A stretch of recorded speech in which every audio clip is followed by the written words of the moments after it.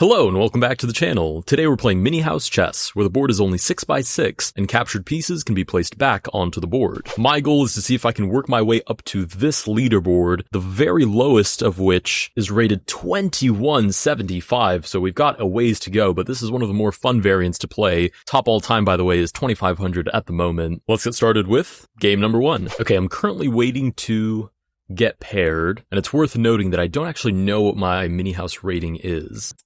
Alright, diving into a game. Okay, we are rated 1833. That is actually extremely promising. The problem is I haven't played this in forever, so they start by developing the bishop. I guess I'll start with some sort of counterattack. We can go ahead and trade.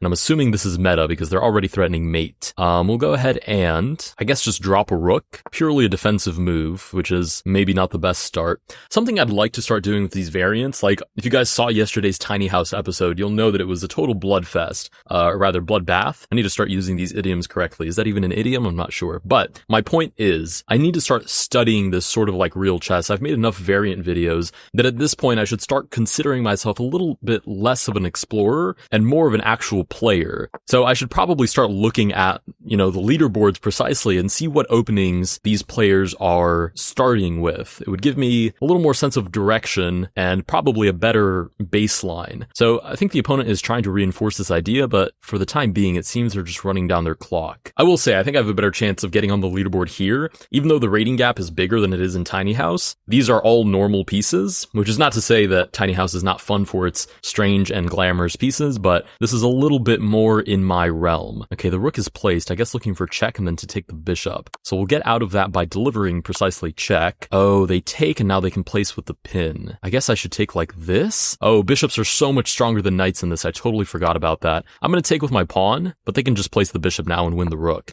Yep, that's a nice move. Is there any way out of this that I can sort of finagle? I don't think. I think I'm gonna have to run down their clock. So the thing is, this is 1-5. So this is not really bullet. I mean, okay, it's 1 minute base time, so you should consider it bullet. But practically speaking, for a bullet player, you would know that you can't really flag 1-5 unless you're like in the trenches in a very strange, deep, complicated position. Okay, what is this? I'm gonna, should I centralize? Yeah, if I centralize, I drop the pawn, but I think it's worth it. I was gonna move this way, but putting my king on the edge of the board in this position seems like probably not the best idea. Okay, I'm forced to move backwards. We'll see if they actually pick up this pawn. They do. Now, we have to get some sort of counterplay going or else I'm going to be toast.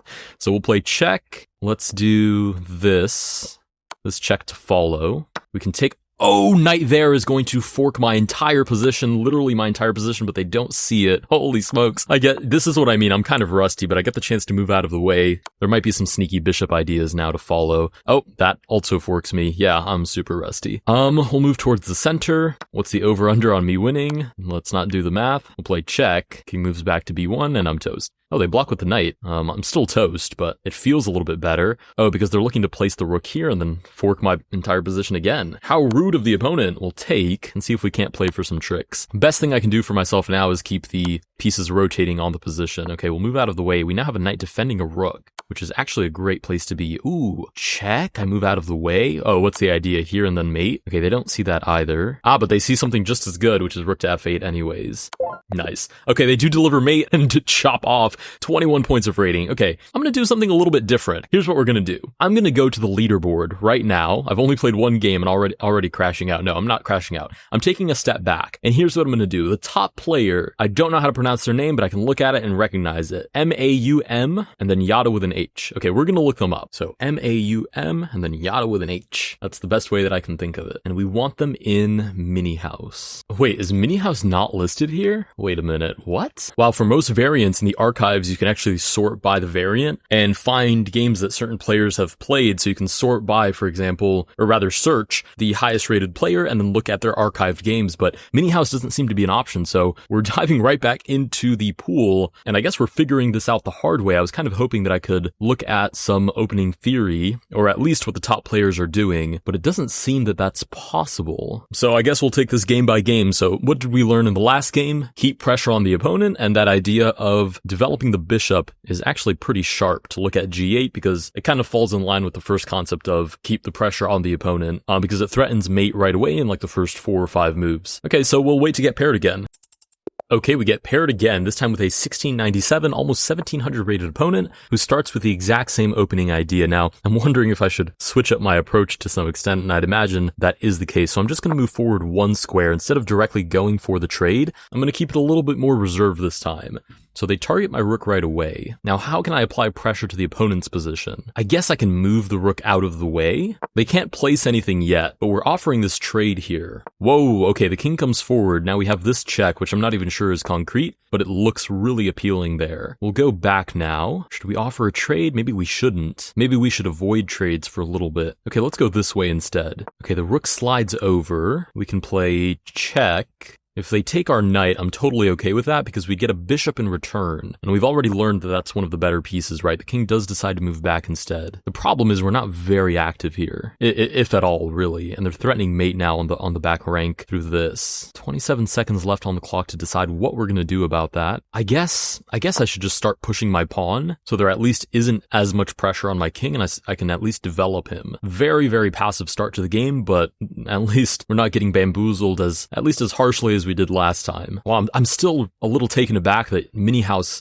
given how I think popular it is not listed as, let's play check, as one of the ones that you can search through on the archives. It's very surprising to me. Okay, king shuffles over. Let's not get flagged. Oh, they could sack for the knight here and then place with a fork.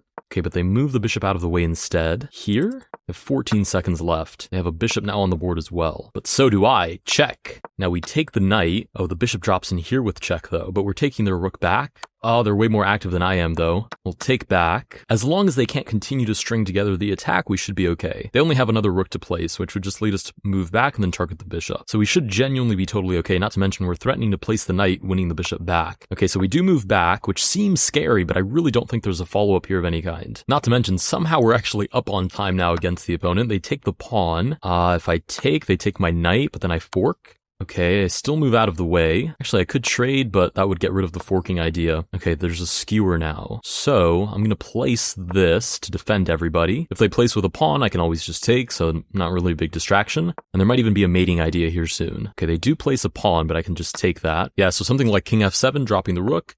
Is a pretty nice mating idea. They'll probably just sacrifice. Oh, they move the king back. Okay, so I can take that for free. And now there's definitely a mating idea. I just have to find it. We'll advance the king because they always have this pawn, so there's no way for them to get out of whatever attack we sort of throw in their general direction.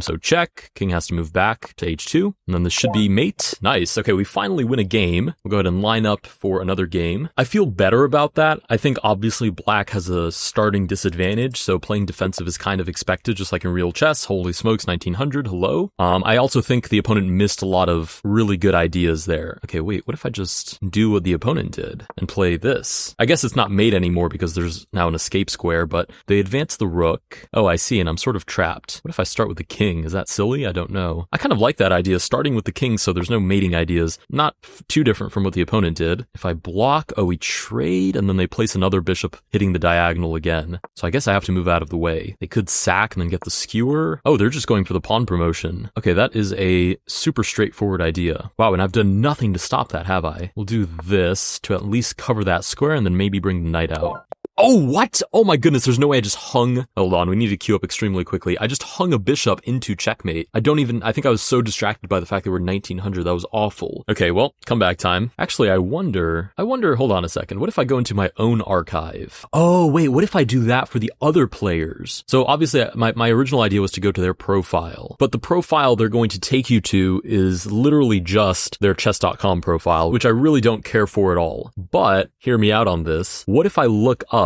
who did I look up last time? Froggy Chess 2? That's exactly who I looked up. Sweet. And I just look up any game they've played. Okay, they're definitely a variant player. They've played a whole bunch of different variants, recently as well. But what if I scroll down, until I find minihouse? Now we have an idea going. So you can see Froggy Chess 2 is rated 2200. They start with bishop b3, so that opening as white is validated. Right, and then there's that trade, and then basically you develop your king after that mating threat. You can sort of push your pawns forward as well. It's worth mentioning they're playing a 1970 rated opponent here. And they do manage to pull away with the victory. So the idea is start with the mating threat. Where is it? Right here. Start with the mating threat on g8, and then thereafter you sort of take advantage of that permanent threat because you have this looming rook on the side of the board to advance your king as well as the rest of your pieces.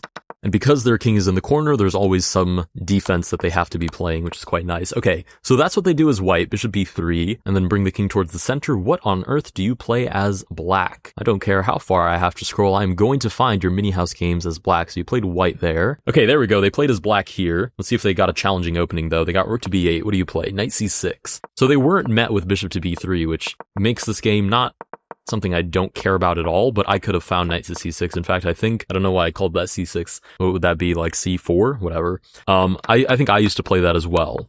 And you can see the theme of bringing the king out and targeting the opponent's cornered king. Okay, that wasn't a bad game necessarily, but I want to find a game where they play against bishop b3 as black. Again, I don't care how far I have to scroll. I will search through all of your games. Aha, what about this? Oh, that's Rubicon. Not even close. All right. Okay, here we go. Mini house against a 2000 rated opponent. Surely they start with bishop c4 or whatever it is. Okay, that's, by the way, according to the annotation, this is bishop to c4. I think in everybody's head that looks like bishop to b3. But I digress. Okay, bishop b3, Froggy, what do we play here? Aha, rook to g3. I don't know why that's g3 if that's b3, whatever. We advance the rook to target the bishop.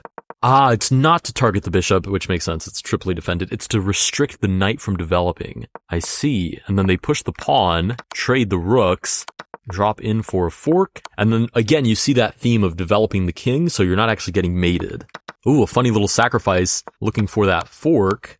And what happened here? White resigned. Oh, white resigned, I guess, because they're dropping the knight. Okay, so we've got two strategies. One, restrict the knight so the rook can't develop, which makes sense. Makes it so it's not really a mating threat anymore. And two, as white, you play bishop to b3, looking for that mating idea. If you can't get it, you develop the king and push the pawn. Okay, we're ready to dive back into mini house and give it an honest effort. I feel good about that. I had to finesse the system a little bit, play stalker, and dig up this guy's games. I dug up his games because the first place, for whatever reason, wasn't coming up. I don't know if their account is inactive or something, but they're on the leaderboard, so I can't imagine they are. And second place just had a really long name, and I realized third place was still 2200, so I was like, whatever, we'll look up third place. Froggy Chess 2 is such a cool name, you know? Alright, we're waiting to get paired now. Alright, we get paired with the knowledge of our ancestors. I feel so much better now that we have theory. What is that? Yeah, that's not what you're supposed to play. We've got to send send Fart Gang to the archives to study theory. Actually, that's so funny. Fart Gang is so good. Also, I say our ancestors. These are real players that are still very much active. Whoa, what is this? Okay, I guess I'll go ahead and take back. Very, very interesting. Now I play check, and what are they going to do? Block? If they move back over, it's mate. So they have to block. They do, sure. Now I take, and this doesn't really work because the king just climbs forward. So what if I just pin this again? The king advances. They don't care. So I suppose we should be advancing our king as well. That was one of the common sort of reoccurring themes. Okay, they place the rook with check. Oh, wait, no, this is fine. Yeah, this is totally fine. Let me rephrase. I hope this is totally fine. King to c3, we target the knight. They can definitely place the bishop with a funny check, right? Which wins our knight, but then we can take as well. They can't place anything more, so there's no mating idea. So we'll start with check. Now we have them on the ropes, which is really, really good news. Right, the king shuffles over. How do we follow up on this? There's no fork that I can see. Aha, rook here. King moves forward. Ah, there's still no mating idea, is there? That looked so much better in my head. What do I do here? Holy smokes, this is really bad. Oh, wait, what about this? Check. There we go. I'm just not seeing any tactics today, which is not great, because there's also knight here that I have to be worried about, but I'm going to take for now, because I can shuffle out of the way and counterattack the rook. So we've won some amount of material. The problem is we're now down to 20 seconds, so I don't have a lot of time here to mess around with calculations. Right, check, but we shuffle over and target the rook, which does move out of the way. What if we go, no, let's just move the rook to safety. Oh, but I'd have to do it here to defend the knight. I mean, we're the one that has pieces to place, so you'd think we should be totally fine here. I just have to not lose any material. So that is free, and then I shuffle over and this is still protected. I mean, they could sacrifice here and look for something funny, which they do. But surely there's something good for me here. We'll start with check.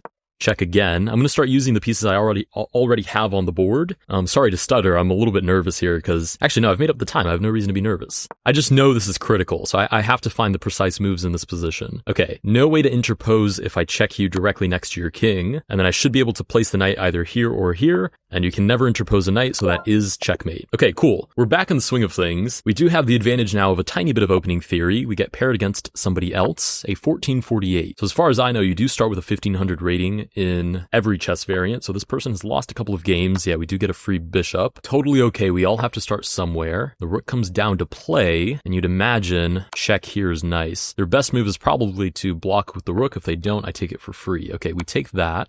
King comes out to play. Suddenly they have a bishop that can go on the long diagonal, which is really not great news for us, but it shouldn't be the end of the world either. We'll move back. Yeah, they do play the check, so I do have to block that. We are still up the bishop, though, and we now have the king out from the corner. We'll take that rook. Replace the bishop with check again. It's just so concrete on this diagonal. Ooh, counter check. I guess I could just move forward. They only have a bishop to place. So wherever they place the check, I can always move out of the way, and I'm still winning the knight. So this is a matter now of just finding how to give mate. It'll probably be some species of ladder's mate because of the double rooks that we have. Right, so we'll take with check.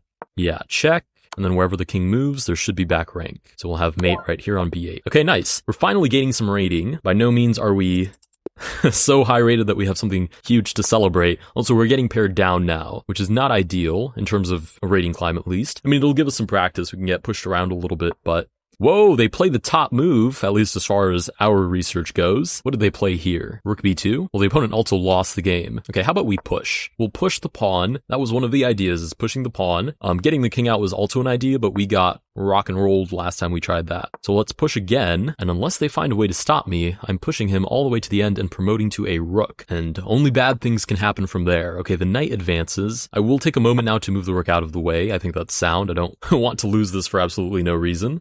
Ah, they advance their pawn as well. Is this knight not just trapped? I think I can advance my king and really make that knight sweat a little bit. I mean, they could ignore me and just allow me to take, looking for that pawn promotion, but I will still take that, and we also have a pawn very close to the end of the board. We're down to 20 seconds as well. Okay, they move out of the way. We'll go ahead and take. There's a fork here with the knight. So the rook is protected. They do get to take us. Oh no, they walked into that discovered check. So they don't get to take us back. This is just absolutely free material. Okay, I'm going to lose this knight, but I'm going to grab the bishop instead. Nice. So we'll take that bishop. Surely there's mate here somehow. We'll start with check. If he moves into the corner, it's mate here on g4. Nice. Mate, contact mate, so you can never block that. Let's queue up again. Oh, I don't want to rematch, sorry. I do kind of want to play up in rating if possible. I don't want to restrict my pairings, because you could do that. I could make a custom challenge and restrict it so that, and I've done this for like the Masters series, for example, restrict it so that the opponents have to be rated at least less than 25 points than I am. So the lowest rated opponent I would get is 1804 or above. But I'm not going to do that for now. I want more games for the episode. A rating climb is a rating climb is a rating climb. I need experience wherever I can get it, and any number of points still counts towards my total. What a pretty way to say I'm willing to farm lower rated players. Didn't that sound so nice when I said it? Okay, we do get paired with a 1430. Oh, this is the same opponent as before. Ah, bishop to b3. So we know what the top engine move is here. Not top engine. I keep saying it like I ran it through Stockfish. I didn't. The top player that we analyzed move is rook here because it restricts the knight. We'll see what they make of this. Because it really is a very restricting move. Okay, they developed the rook. Now, what did we get bamboozled with last time? Because we definitely got rock and rolled. I think they developed the king. Those seem to be the three main ideas. That pressure from the very get-go, developing the king, and then also pushing the pawn. Seem to be sort of the core ideas that you play with in this variant. Okay, they advance the pawn. I guess we should follow suit. Ooh, they continue to advance. I could just sacrifice here, but I don't think it's necessary. So I'm going to push as well, and then stop the pawn with my bishop, right? It's defended by the knight, catches a8. That's not a8, what am I thinking of? Rook shuffles over, okay. We're definitely talking business now. I'm gonna stop the pawn dead in its tracks with my bishop. Oh, and we had an anonymous spectator for a moment there. Hello, anonymous spectator who may or may not have seen this game.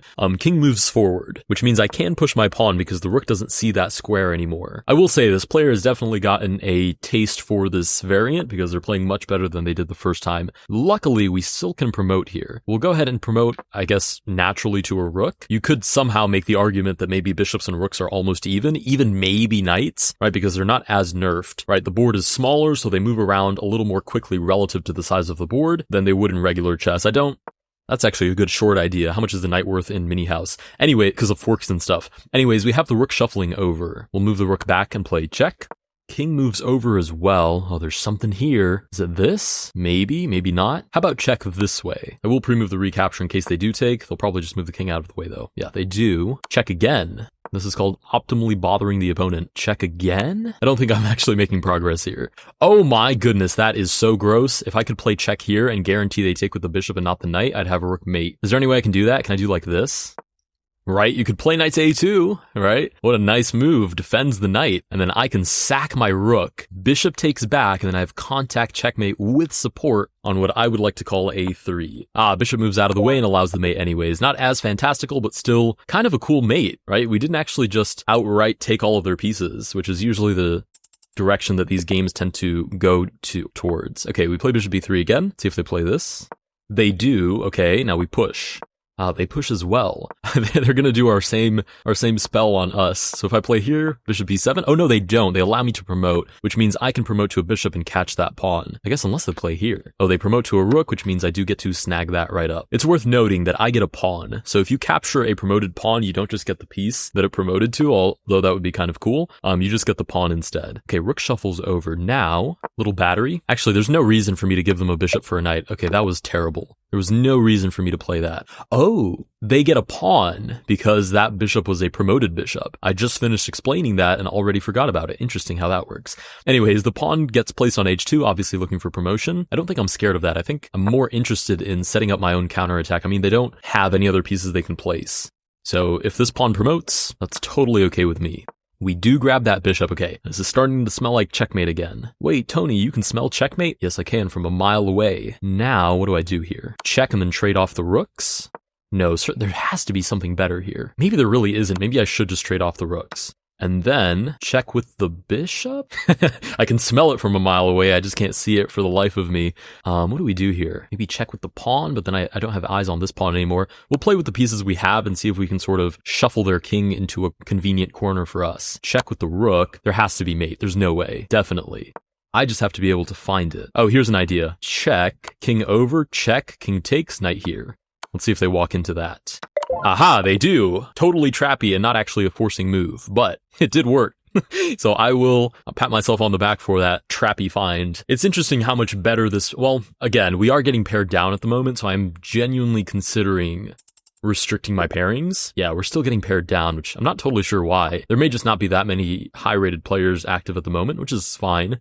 But it's interesting how much better this is going for us now that we actually have some semblance of what we're supposed to be aiming for. Oh, we can drop mate here on g8. Let's go. That's the other thing too, is that if you do get paired down, it's not that I don't enjoy just playing the game, but when you get paired down, you can sort of wrap up the game a little more quickly. Okay, we're going to go ahead and take this and play here, targeting the bishop. Ooh, check. Forces me to move over. They could play check here again. Actually, I have to give up the rook again. Wait a minute. Why is this bad all of a sudden? Go ahead and pre-move the recapture. Luckily, we've now managed to develop the king, so I think this is still worthwhile. They play check. I don't know how aggressive I should really be, but I'm feeling good about the fact that they don't have any more pieces they can place. So as long as things sort of stay that way, I think I'm actually in a really good spot.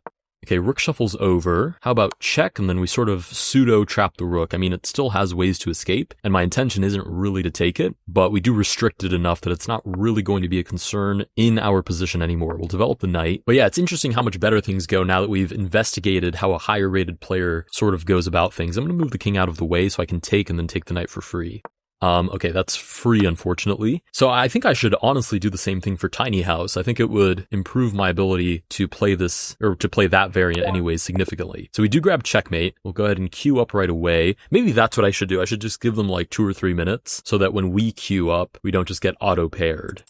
Oh, there we go. No need. Higher rated opponent for certain, 1600, and playing with an awful lot of confidence, which I do admire. But they give us the free piece, and we can drop mate 2 different ways. So we can actually play it if they move the bishop out of the way, or we can drop it with the rook. I'm like 99% sure it's not stoppable. Yeah, and that is mate. We're only getting about 7 points at a time, and we do get paired back with Will. Will is never going to play this variant ever again. Actually, you know what? Maybe they'll take it in stride and start copying what we play, which is literally just us copying what the top player does. So I guess that's how these things sort of go. The rook moves out of the way. Now I push. I think that is a sound idea. Rook shuffles over. I can push again, interestingly enough, because the bishop sort of holds on to it. And I'm also looking at this, right? Because the rook can no longer... Ooh, wait a minute.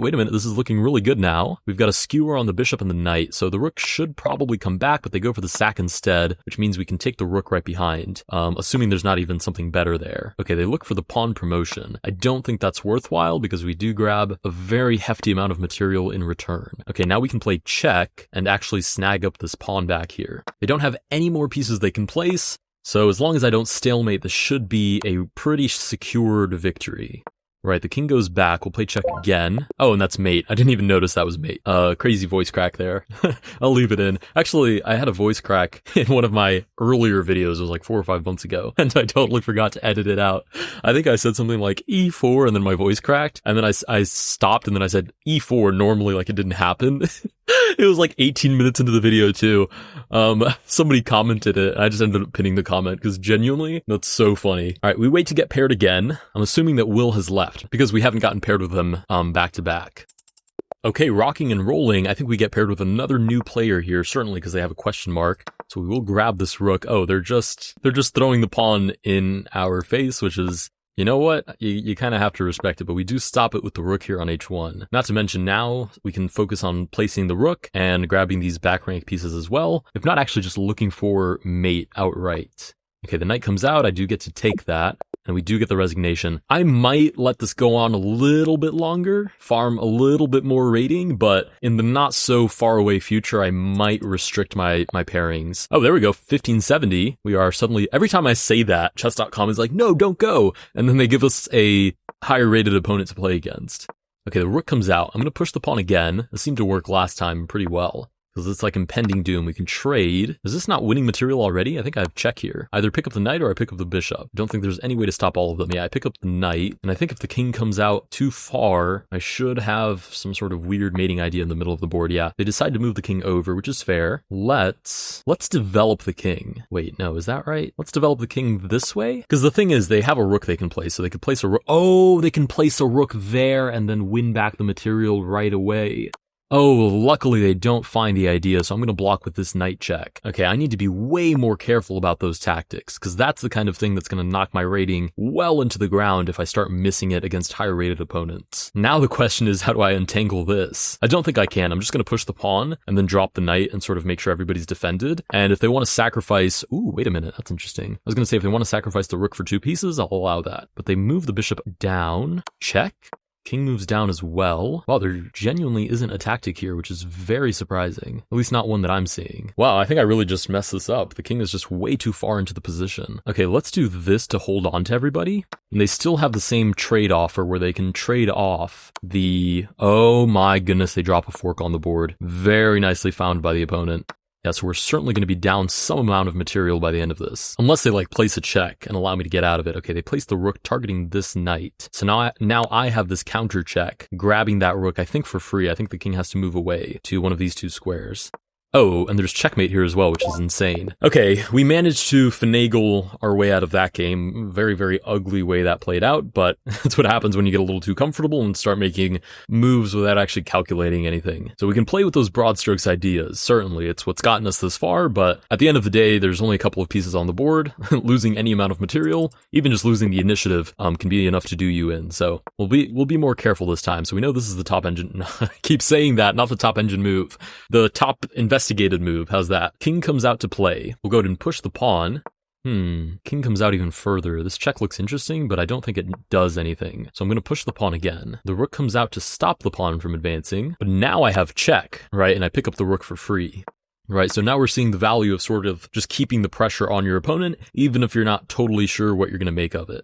Ooh, pawn advances, which means the king doesn't have the escape square anymore. Let's start with this. Check, and we'll take back. Ooh, free knight. We will take that for certain. And I think we have sufficiently gained a material advantage to the point that we can start looking for actual mating ideas. Okay, now we're definitely up material, and it's still not stalemate because they can always push the pawn. So, mating ideas. Where are you? Check, has to be good. Moves the king closer. And I don't think it has anywhere to move now. No, so any sort of check should be mate. Nice. Okay, we'll dive back into the player base. 1876. Oh, my boy, Will. Yeah, we're getting paired unfairly at this point. So we're going to play this last game, and then I'm going to cut off, not super low, because I'd like to play, like anybody rated over 1600, I think can give us a fair fight, and I wouldn't feel bad about gaining those rating points. But at this rate, we're going to be playing until tomorrow, and we're going to be demotivating rather players that don't deserve to be getting kicked down for no reason. They may not even know how to restrict the pairings that they're getting, but we do, so we'll take a little bit of responsibility here. King moves forward, we'll push the pawn again. The way is clear for promotion because the knight has nowhere that it can safely move to. So if they want to stop our promotion, they have to give up the knight, but they don't. So we should just be able to promote here to a rook, and we're looking pretty good here.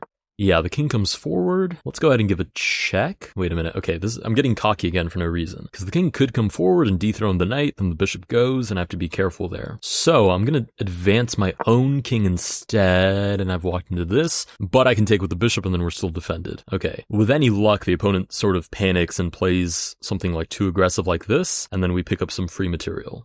Okay, the king moves back. We'll play this, puts more pressure on the knight. Knight moves out of the way. I could take, they'd take my rook in return. I guess that's okay. Knight does take back. Is there a mating idea here somehow? I think there is. Wait, is this forced mate? Because I can drop the knight on either of these squares, and I think it is mate.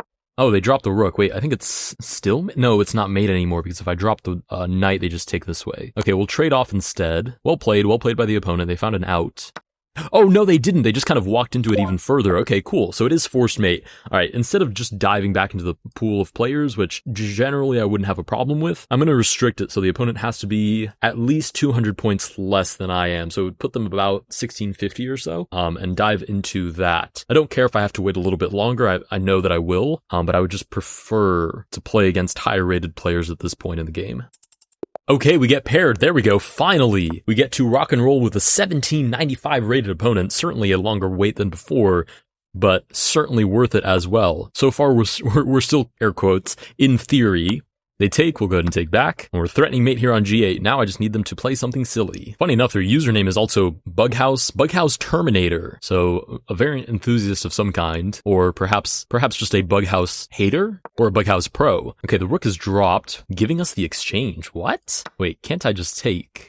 I have 2 rooks to my name, and they're trying to convince me that I can't win with this. They get a bishop in return. Is there actually a mating idea here that I'm not seeing? I would be very amused if there was. Okay, so I'm thinking dropping the knight here or here. I don't think it really matters which one. Check. And if I move over, they drop the fork. So the initiative is going to be huge here. Let's just advance the king. How's that? Advancing the king. As best I can, I need to make sure the opponent doesn't get the initiative. And I think if I keep my knight here, there's no way for the position to open up and, oh, they have 2 light squared bishops. I think it's over now. I'm adjacent to the knight, which means the knight can't check me immediately, and I'm on a dark square, which means the bishops can never check me ever. So I think we've already gotten a significant advantage of some species. Now, I think I continue to advance. I genuinely think I just continue to advance here, because they can't place any more pieces, right? This is locked on a light square, both of them are, and the knight is the only one that can try to force me onto a different colored square, but as long as I stay on a dark square, the knight has to check me from a light square, which means I move on to a dark square, etc. Bishop comes out. Now, how do I force this mate? This? I'm at least targeting the right square now. Knight shuffles over. But I'm not covering G7 anymore. Interesting. Right, so the king does get to come back up and out for some fresh air. Let's shuffle over and target this. Right, bishop comes down, move back over. I need to be very aware of the time situation, and I'm kind of hoping the opponent will walk themselves into trouble. Now, if they just start pushing the pawn, then I'll know that they won't walk themselves into trouble, and I need to actually create some real threats. But they seem to be sort of moving back and forth at the moment, which is good. They could force a trade. They could also just keep giving checks. They could shuffle the king over. A lot of options here. I probably would trade given the opportunity because a bishop on f6 here would be huge. Okay, they allow me to trade, which now I think is probably mate somehow. I just have to be able to locate it, right? Because I can drop a rook on g7. That looks really, really good. Yeah, check and then rook h1. But they can drop the knight on h2, but I can take it, so it doesn't really matter. So check, only legal move is to drop the knight, and I'm going to queue myself up for the next game as fast as I can, so they don't get paired with anybody else. Come back to me, come back to Papa. How much rating did we gain? 13 points. That's like 2 of the other games that we were playing, plus we're actually feeding off higher rated opponents now. I think realistically, I'm not going to get to 2100 plus or whatever it was in one sitting, but what I will do is section off more time for tomorrow, and then maybe I can make like some sort of mega episode. I'll probably go back and study a little bit more of the actual theory, because for now I've just looked at the first like 1 or 2 moves that the other players, or rather the highest rated players are making, and then I fed off of that, and so far it's gone great. I think it will take us to 1900, but I'd like to have a little bit of a better understanding of exactly what I'm going to be walking into when I start entering, 2000 sort of area. Okay, let's go. 1941. I guess I'll get my first flavor today. Knight G2. No idea what that's for. Let's go here. I guess they're looking for this. So maybe I do have some sense of what it's for. Rook comes down. I guess they're looking to move the knight here. This has already severely restricted my position. What about this? That seems fitting. What are they looking for? This check? I think I can take and be okay. They do just take back. Now you'd imagine dropping this bishop on the long diagonal would be annoying. And then I'll play knight G6 next if the king moves out of the way. If they trade, I guess I can trade back. Not the end of the world. Yeah, they move the king out of the way, we'll develop the knight. I just have to make sure I don't get like mated like this, which would be kind of silly. Yeah, that's exactly what they look for. Fair play. If it's on the board, you might as well try for it. We'll shuffle the rook over. We're covering that square now. Biggest concern now is that we're playing defense. So I need to sort of flip these roles as soon as I can. Not to mention it's very unclear how on earth I get my king out of this. Okay, the knight comes out to play. I still want to protect the back rank, so I'm just going to move over here. And if they want to trade, I think I'm okay with that. Whoa, actually they'd end up with 2 bishops. I will need to be careful, but I think I'm surviving there still. Right, because I have this little complex of the pawn and the knight, which my king can somehow wiggle around. Ooh, okay. Bishop is committed now to f7. Oh, but I have this check. Nice, and I win the bishop. I don't think I'm walking into a trap. I think I've just picked up a free bishop. Not to mention the knight is pinned, so I have this to follow up with as well. Right, they move the king out of the way. Oh, but I pick up the rook now. Aha! They do take back, so they have knight to f7, but after I move out of the way, I don't think there's anything else there. Yeah, certainly not, so I'm just going to drop the rook right away, pins the knight, and pretty much guarantee wins there. The only thing the opponent can do is drop the knight, and then maybe like play to b8, or maybe drop the knight there right away, but even then I can just take it for free. So I think this knight is toast. Well, knight here, I drop the bishop here, the knight is still pinned, I win the knight on g3. G3. I'm going to continue to address these squares as whatever in my head it makes most sense as. We get the resignation. Nice. 23 points of rating. Wait. Can I queue up really quick? I queue up really quick and I rub my hands evilly together in hopes that I get Vibe 321 again. Vibe 321, please come back. I would like to play another game. I will say, I've said this now I think twice already, in a relatively short video. I mean, for me, we're an hour and 10 minutes into recording. For you guys, I don't know, we're like 30 minutes or something. But I will say, looking at what the highest rated players have done has been extremely effective. I mean, I've literally only looked at 1, 2, maybe 3 moves ahead, and then I've gotten an idea of what they do, try to get their king out without getting forked into oblivion. Sometimes they push the pawn, sometimes they just play for the initiative. I will say the initiative is probably the biggest concept that's applied that's strategic. Tactically, obviously, it's raining tactics. There's forks, pins, skewers that can get dropped onto the board as well, but strategically, the initiative has been enormous as far as strategy goes. But all of this really has stemmed from looking at what the highest rated players have done. So I'm thinking, you guys let me know what you think in the comments down below, but I'm thinking that for future variants, I think I've said this already as well, but instead of coming into it like an explorer that has no idea what's going on, I've been doing this for long enough now that, well, it's not even been a year, but I've been doing this for long enough now still that I should come into this with some semblance of what on earth is happening. I think I'll start, I don't know, I'm not 100% certain because it's fun to figure it out yourself, but I might go back through all of the variants and make an honest effort to get onto the leaderboard, but start the episode by analyzing, giving my 2 cents on what the top players are doing. You guys let me know what you guys think of that, but I think that could be interesting. I start the episode just like 5 minutes, nothing too crazy. I'll look at it visually myself first and then give you guys a recap of what I saw, see what the top players are doing, and then figure out how I can integrate that into my own games. But yeah, let me know what you guys think of that. I think that's probably the best way to do another pass through all the variants. I do want to play a lot of these variants again, but it's not fun if I just get kicked around because I've passed the beginner stage and have started playing with stronger players. Okay, we're still waiting to get paired. I think that's been a good outro. We'll go ahead and call it there. Anyways, if you guys did enjoy this video, please consider liking liking and subscribing. Again, I'd really appreciate your 2 cents on what you think of that approach, especially considering how Tiny House went yesterday, which was total bloodbath for me. But if you guys did enjoy the video, like and subscribe. Let me know what variants you'd like me to start revisiting, and I will see you guys in the next one.